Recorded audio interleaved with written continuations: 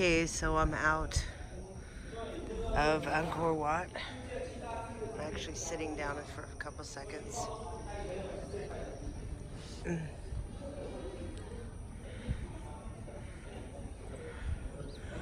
As you go in the temple in the center, I'm actually the one to the left.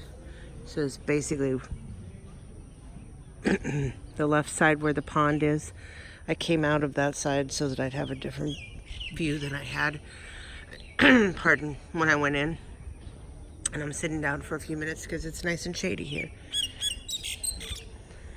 Got a little bird chirping away.